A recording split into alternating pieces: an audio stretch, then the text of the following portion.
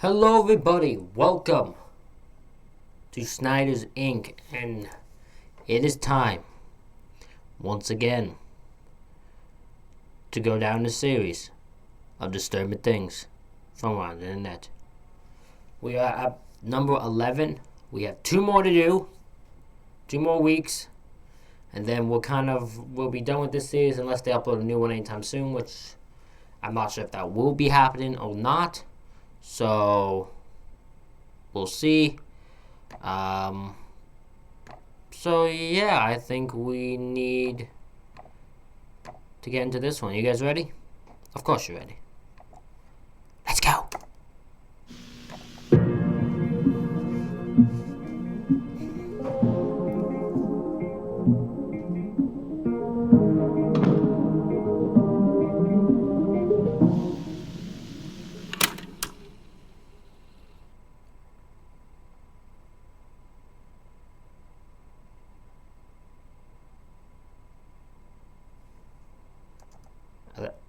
Okay, this warning contains flashy images, so if you're not good at flashy images, I'd skip ahead. Skip until for a bit. It's been a while. You know, I really miss this series, and I've been digging a lot for more content for it. It's taken me a bit, but after trekking through the dark depths of the vast digital ocean we all call the internet, I think I'm finally ready. Let's bring it back for season 2.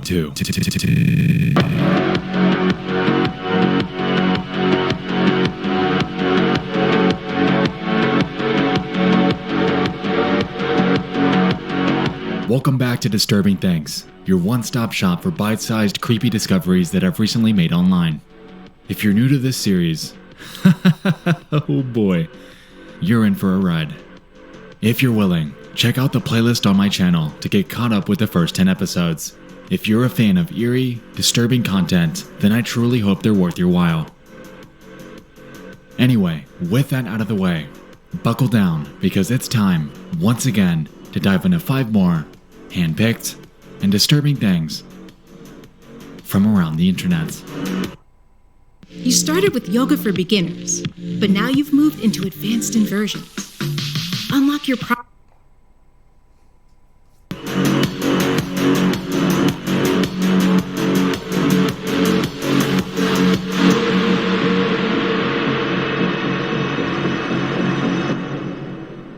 My apologies if anyone got affected by that. I did not know how flashy that was going to be, my god.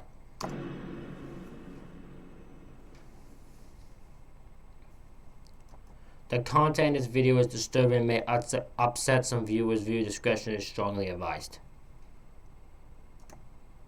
You've been warned. So have I, though.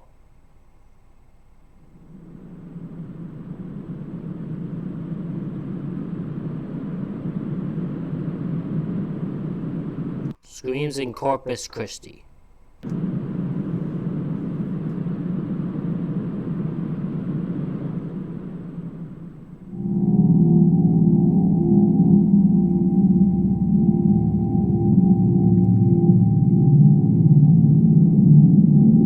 Our first stop involves a Facebook post made by a resident of Corpus Christi, Texas. On Sunday, May 31st of 2020, a user named Bernal uploaded a video of a strange sound he heard while out on a walk the night before. In the description, he describes his encounter as the following. Y'all listen to this, it's no joke, it freaked me out. Has anyone ever heard this noise there? I heard it from a minute away as I walked around the building and no one was around. Some crazy shit. The video's about 3 minutes long. Have a listen. Okay. Again, this is the noise that this video might be disturbing to people, so me and you have all been warned.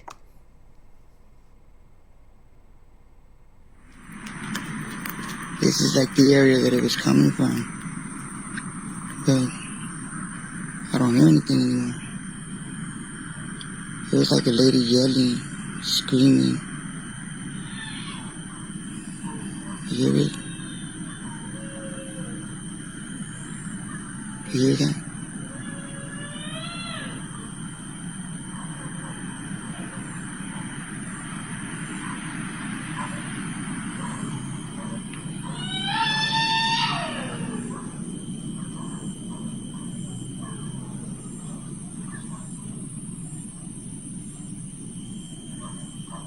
and there's nobody over there. I walked all the way to half of that, halfway. What is going on? This is tripped out. Okay, so let me get my thing. That is bizarre. But I can't make out if it's a, like, for sure scream. Because I've heard about it sounds like a scream once. The other ones I don't consider screams, though. They are loud. Like, louder than they should be, but I would not consider them screams. It is 12:44 a.m. right now, Saturday morning, and I'm off of Prescott, Cunningham Middle School. I don't know, whatever it is, it's freaking me out.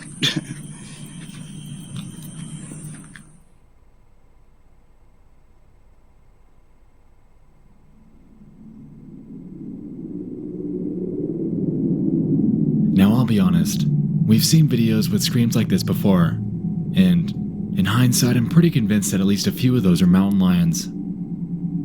Here, though, it sounds a bit different. While mountain lions are no stranger to West and South Texas, something about this one just sounds human. Like, here, just listen for yourself. Screaming. You hear it?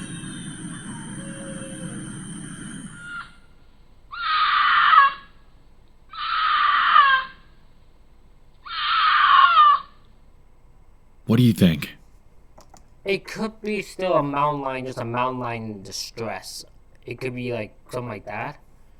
That is a theory that's still possible. I'm not sure though. Well, I'd like to keep a level head here. Something about this one, to me, just doesn't scream mountain lion. No matter what it is though, hearing sounds like this, especially on a walk that late at night, would absolutely send me beelining it back home if I were ever to hear that myself.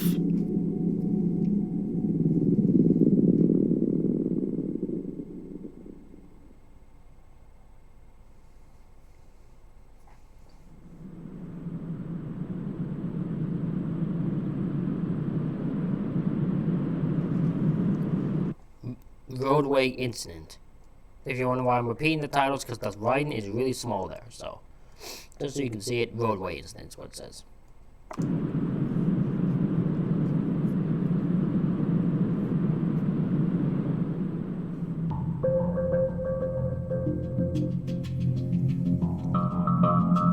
On the night of September 19th of 2016, a YouTuber by the name of Dashcam Daily uploaded a series of videos to this playlist titled 2016-0919 Girl Ejected. If the name isn't enough to pique your interest, then what he captured while out on his drive just might. The series documents a roughly 23-minute time span of their pursuit of a suspicious and erratic driver in Atlanta, Georgia. Dashcam Daily describes the chase as the following. The encounter started at approximately 3:40 a.m. Sunday morning on September 19, 2016 in Atlanta, Georgia. I phoned 911 at the point where the girl was ejected from the vehicle and the driver placed her back in the car and drove away. Part 1 is the initial encounter where I first noticed the car stopped in the roadway. This was at the I-75, 85 and University Avenue interchange in Atlanta, Georgia. Okay, so what I'm getting from this is this is a girl who was in this vehicle kidnapped or against her will. Unless I'm wrong and it was an accident. I don't think so though. And the driver grabbed her, put her back in the vehicle, and then drove away. And now this person is chasing her. Ejected from the vehicle? That doesn't sound safe. No, it does not. Let's have a look.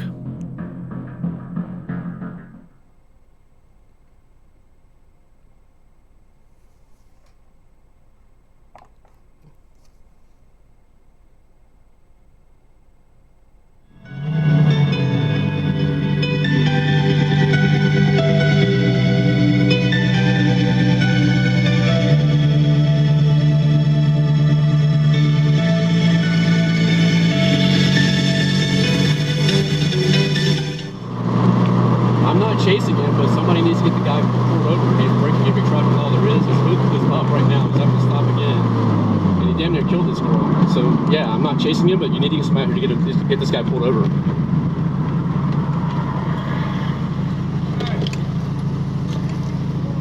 I don't know. I'm trying to get them called in. They're not doing any fucking thing.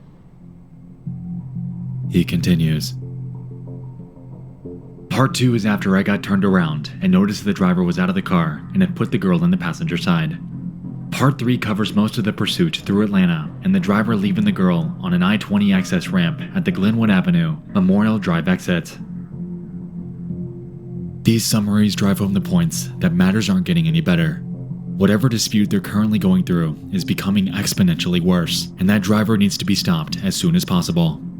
Opening a car door, combined with reckless driving, is a recipe for incredibly serious injury, or even death. Oh no! Puts the girl in there. Doesn't even close the door and just starts driving. Oh no, I'll be chasing that sumbitch too. Oh, I'll be chasing that sumbitch too. Oh, that is dangerous. They're putting this girl in so much danger. Oh my god. At about 2 minutes into the video, we observe Dashcam Daily in their continued pursuits.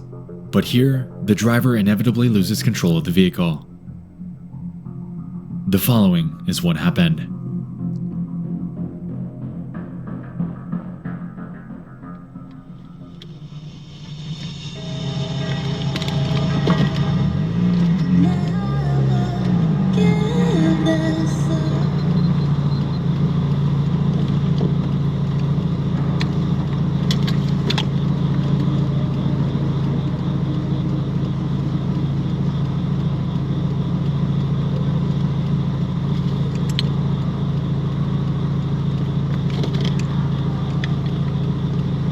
Okay, so this is what it means. So the girl was ejected from the vehicle when he lost control.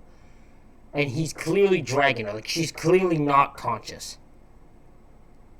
And is being drove away.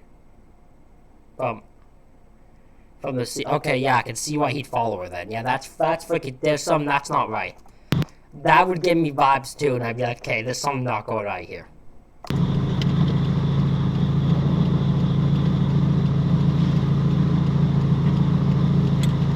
I will say the fact that this guy is so calm, cool, and collected while he's doing this, while there's a car in front of him still, is baffling to me. That's what makes this guy, if there is some going on, way more creepier to me. Because he did that with no care, no second thought, no nothing. This guy sees a car from him, still grabs this unconscious woman, puts her in the vehicle, and still drives away.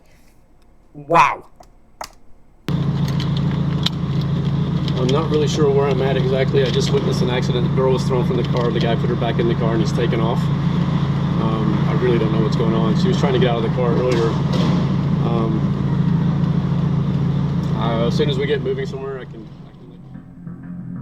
After this bizarre incident, he continues his pursuits. About 15 minutes and numerous stops later, the car finally pulls over, giving the passenger enough time to jump out.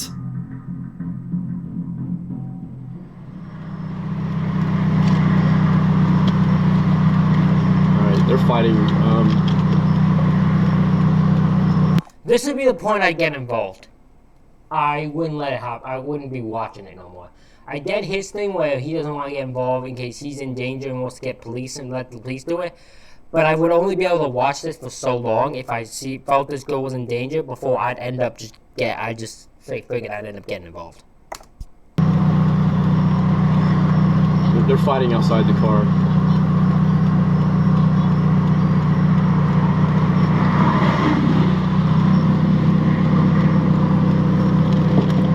I more find it bizarre that he's the only one stopping for this. Why are people driving by this? Like, I wouldn't be able to, man. I'd stop myself. I'd have to get involved.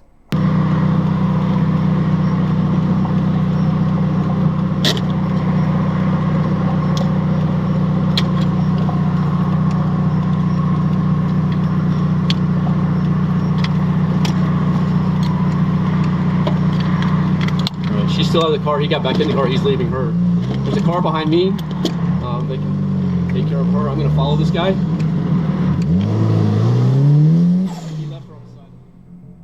Fortunately, the driver left her behind before things escalated even further. I think he finally realized he was being followed, and that kind of did it. But because he turned back, saw him, and then immediately like got in the car and just left. So I think this guy, by doing this, probably saved that girl's life, or at least made so nothing bad happen to her. The remaining video that the camera cuts simply shows the rest of his pursuits before eventually losing the driver for good. According to an update in the description, a reporter with the local station has been in touch with the Atlanta police. They were able to locate the female because the license plate on the vehicle was in her name. The guy driving the car is or was apparently her boyfriend. She's refusing to cooperate or press charges and would not give the police his name. The ladies in the vehicle that stayed with the victim transported her to the Atlanta Medical Center. She recovered from her injuries. Okay, so this is an Thankfully, this is an abusive relationship that has become okay with. Okay.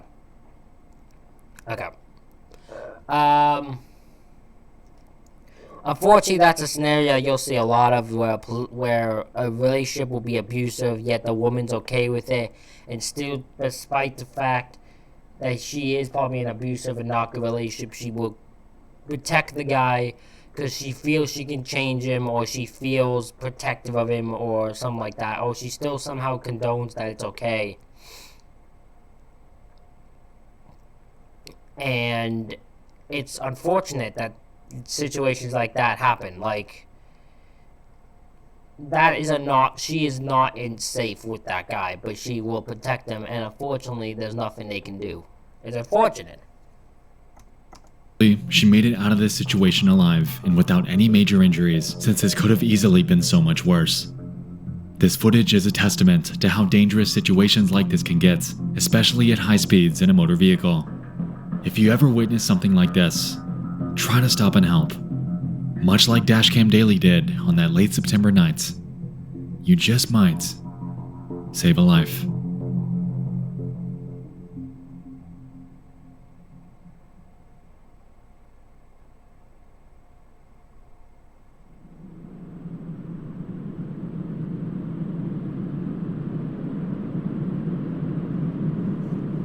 I think what makes me more annoyed also with this is I would have not let this guy, I would not have done what this guy did. Where I get that you're following him to make sure police get him, I would stop following him, I'd start getting him. I would make sure he can't move from a certain spot, so the only way he gets out and right is when police get him.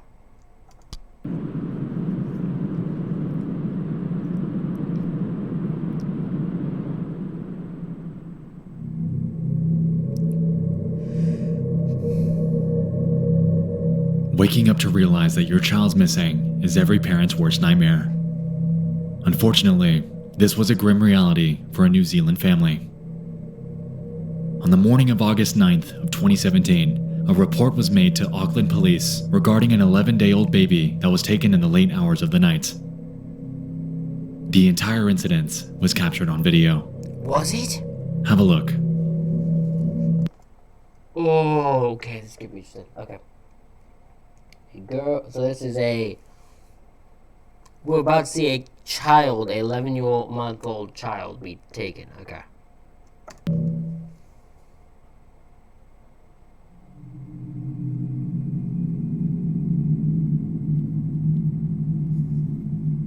Okay, so it's clearly a female.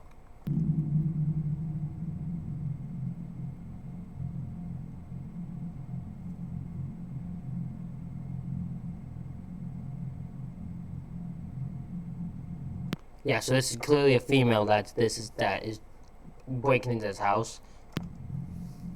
So my guess is maybe a woman who wants to be a mother and saw them have a child, saw that they had a child and decided, I'm just going to take it.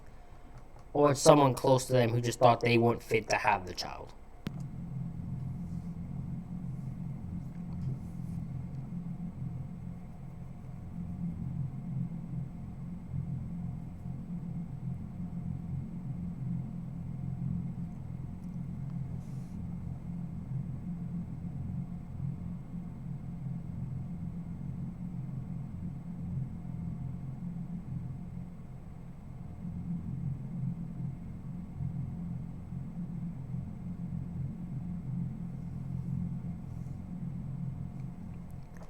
The amount of confidence she walked out of there with that child is scary to me. It makes me wonder if she's done this before.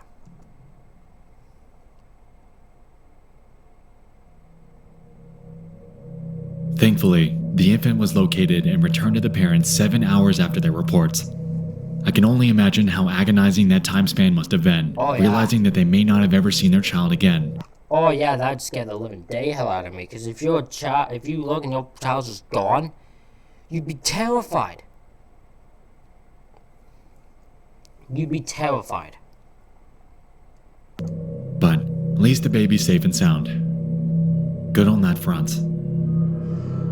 Do we know who took it? When we hone our focus in on the abductor, though, that's when this story gets even stranger. According to reports, this wasn't just some random stranger. This was a caretaker that was hired by the family to watch over their newborn as the mother was recovering from childbirth in the... What? What? What? The nanny who was watching over this child when the mother was was recovering from the childbirth ends up coming to take the child. What? Hospital.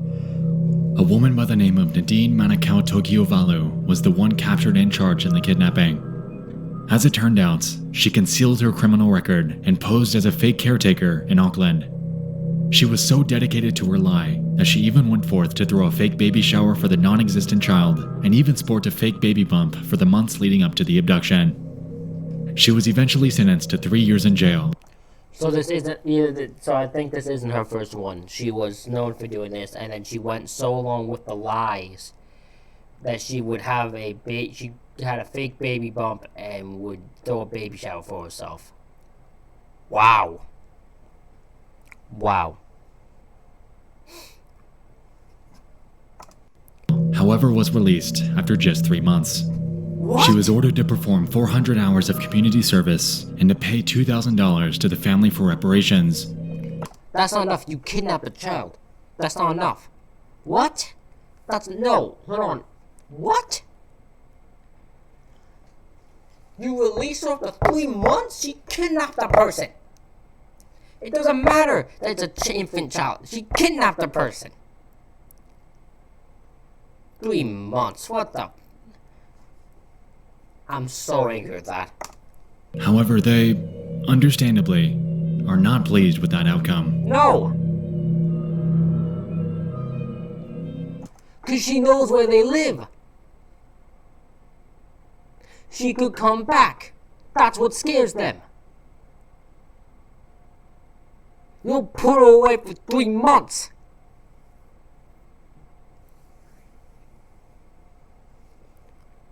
Stupid damn justice system here. That is horrible. Nadine violated their privacy while they were at their most vulnerable, and she lied to their faces regarding her criminal history. Now that she's out again, who's to say she won't do it once more? Exactly.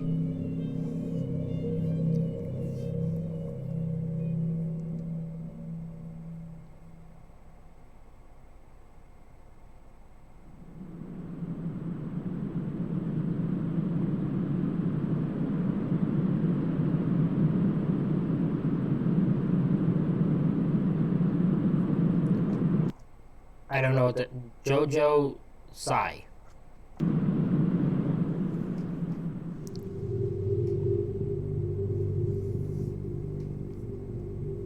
Heartbreak can be detrimental to someone's mental health, and especially so if the other person leaves due to circumstances out of their control. In February of 2014, an Instagram user by the name of JojoTsai1012 would post text message conversations, essentially chronicling her relationship with her boyfriend at the time. The messages mostly appear to be pretty ordinary, with the pair frequently talking about music, their future aspirations, food, gifts that they'd buy each other during the holidays, and even the occasional arguments. Nothing really stood out as out of the ordinary. Until a few weeks later. Fast forward, and you'll quickly realize that something went terribly awry. On March 6th of 2014, JoJo would post their text message conversation one last time. However, here, it was captioned with the following. We broke up for 12 days. I hang out with all kinds of men. Eat, watch movies, drink, sing, and any one of them is more handsome than him and richer than him. I said this just to show that I can't find a better man than him, let alone I figured how handsome and rich he is. There are a lot of well-conditioned men around me, and my friends who know me know it. But I can't accept others in my heart. Every time I play, I cry and I force myself. Smiling, I told myself that the most important thing to be a human being is to be happy. I kept hypnotizing myself, but after all, I couldn't hypnotize my heart. I don't understand. Since it's not me, why should I give me so many expectations and promises?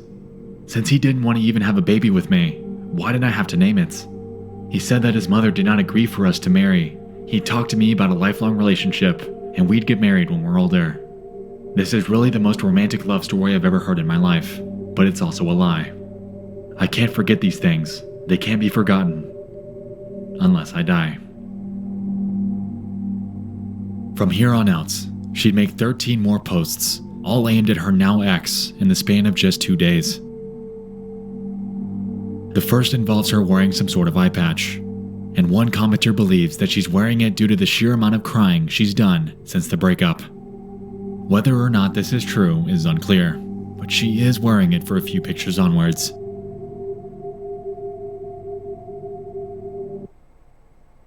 Advertising on YouTube helps me reach engaged customers like Jenna, who's been searching for landscapers on... The next one shows her smiling with a cup of tea. The caption reading, "From now on, you'll never see this kind of smile again." Did you know there's a bird without legs? He can only fly around in the sky in his life, sleep in the wind when he's tired, and can only land once in his life, when he's dead.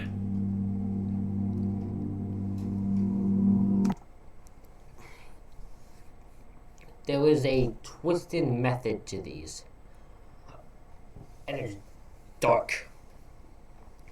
And I believe from it that she is going through heartbreak, but I feel it's heartbreak mixed with anger. And if you're not thinking clearly, that can go a long way. So, because the fact she only posted 12 more times worries me. It turns out that all the nightmares I had in those few days were real, and the things I dreamed about were really happening. It was just that I was concealed and knew nothing about it. Everything was known to me. I've never done anything in my life. Bad things? Why do you want me to suffer such torture? I've been living so hard these days. I want to let myself forget all of this. I want to control my emotions. Don't cry every night. But I can't do it. I can't do it. All this is right. It's too unfair to me. I can't bear it.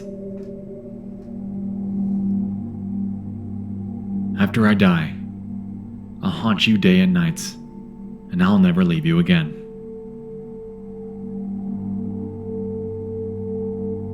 Let it burn. All the things like ashes float away. After this post, As I said, there is a darkness to this. And I am worried she's going to this woman is going to a dark place, and I don't know if she will be able herself to recover from it. Because heartbreak can mess you up, I know that feeling.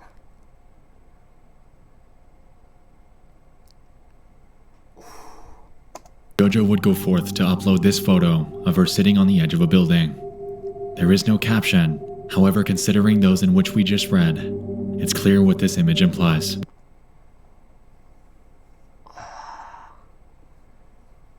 I think the dark side won.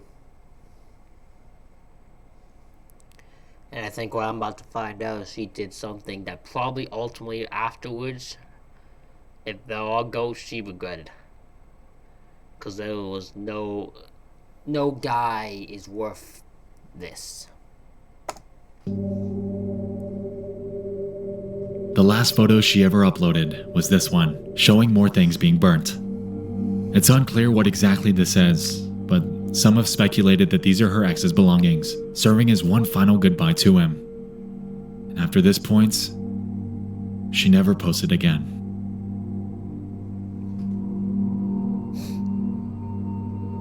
It's widely claimed around the internet that JoJo committed suicide by jumping off the ledge. Interestingly, most of the articles claiming so are just regurgitating the same information off each other. The only bit of actual confirmation, and take this for how you will, comes from an online forum named Mop. Her alleged neighbor supposedly made a post claiming the following.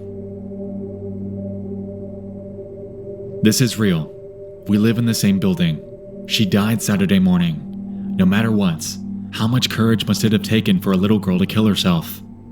I hope she'll find peace in the afterlife." Now, I don't know if this is actually a neighbor, there's just someone continuing making the people believe this.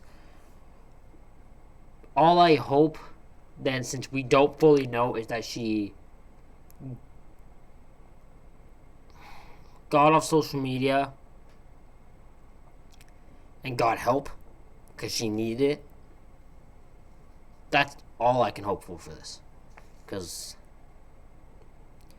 if it's the other one, man, that will break me, man. And I agree. I truly hope she's finally at peace. The root of this situation is something that we've all endured. Heartbreak is a powerful thing, the agonizing plague that consumes us whenever it happens. Unfortunately for JoJo, it led her to take her own life that had so much ahead of it.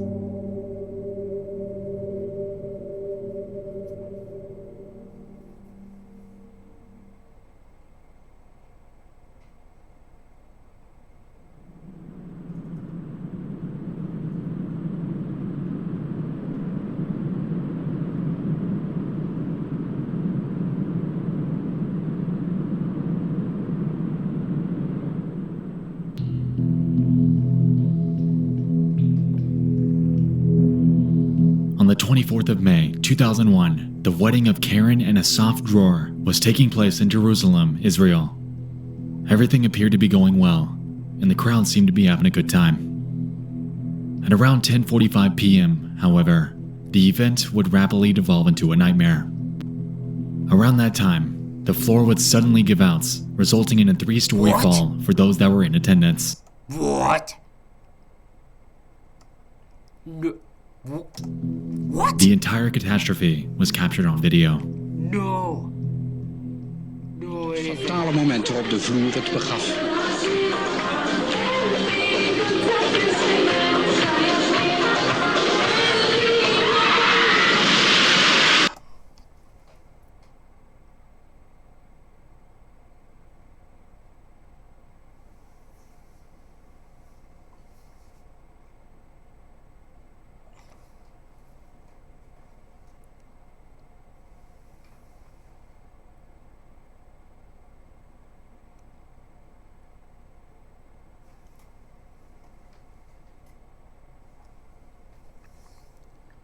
I'm speechless right now.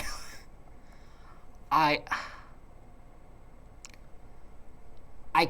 cannot explain what my mind is thinking. These people are dancing, having a good time, not thinking anything. And the ground just caves in. And they go 3 feet? 3 stories down?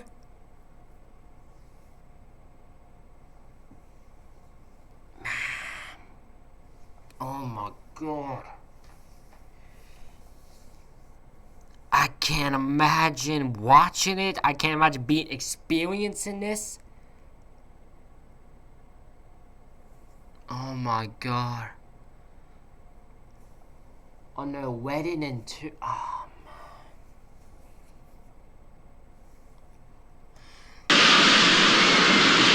Look at that.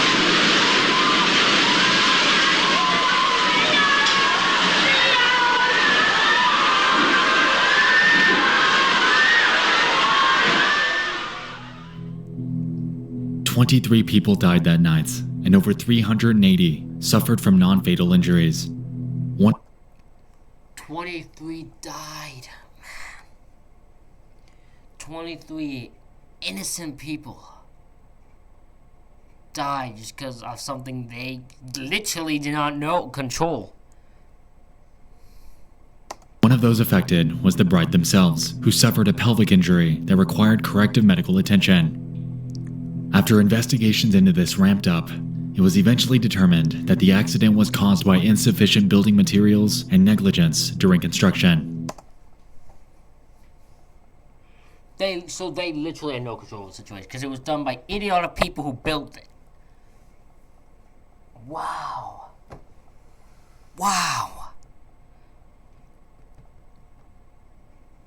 These people were just celebrating the wedding of some people they loved, and 23 people died because of it not being built correctly, not being able to handle everyone on it, and it just caved in.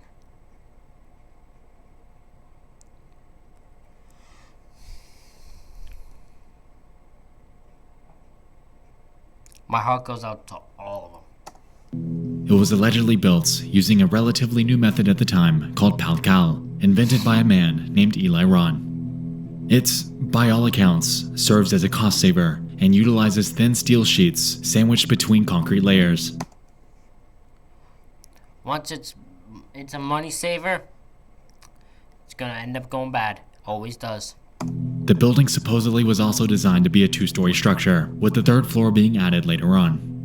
Put two and two together, and you can see why calling this structure a hazard would be an understatement. Yeah.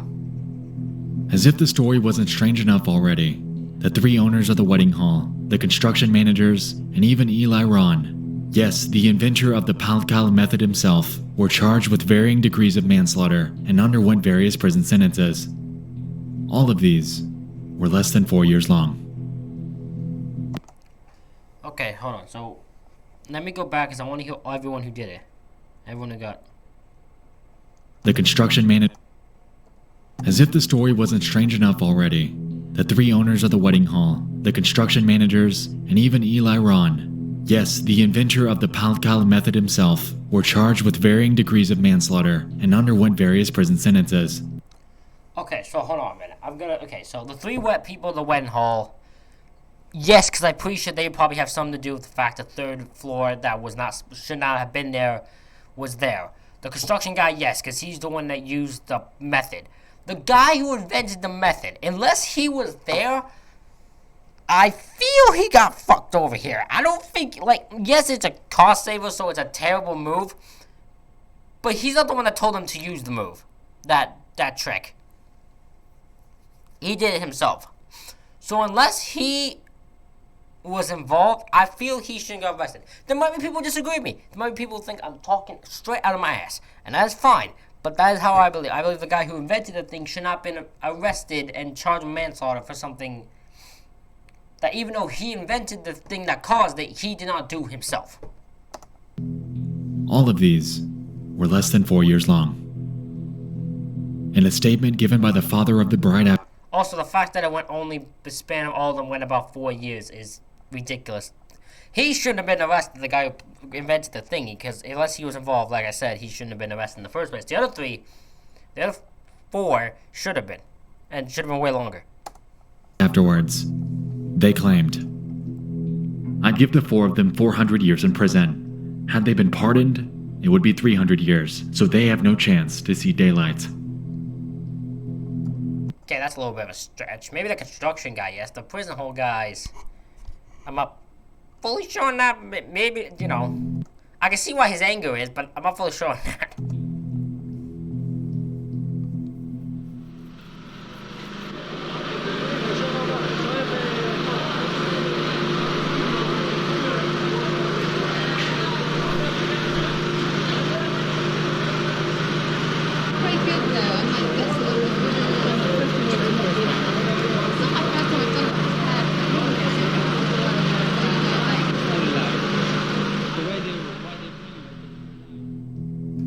In the moments leading up to the fall, A song named I Have a Golden Heart by Saadi Haddad was playing, much to the crowd's delights.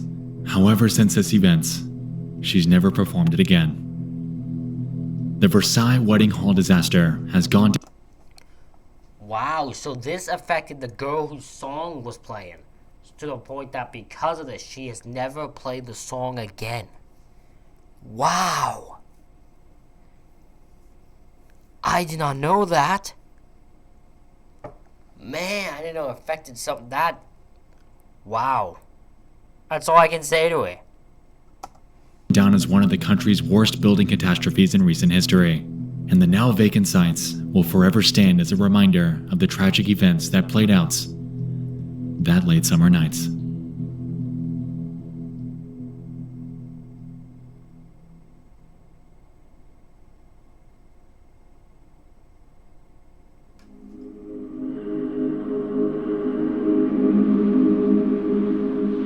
As we've seen tonight, if you look hard enough within this vast digital ocean, you just might find things that are dark, eerie, and incredibly distressing. Tonight, you and I have explored 5 disturbing things from around the internet. I hope you enjoyed this, and if you have any recommendations for smaller online oddities that can fit into a future compilation, please send your suggestion to my new email inbox made specifically for this series, dtfaisubmissions@gmail.com. I look forward to keeping this series going for many years to come. With that being said, thanks so much for watching. And that is it, everybody, for this reaction video. That last one is insane to think about. Wow.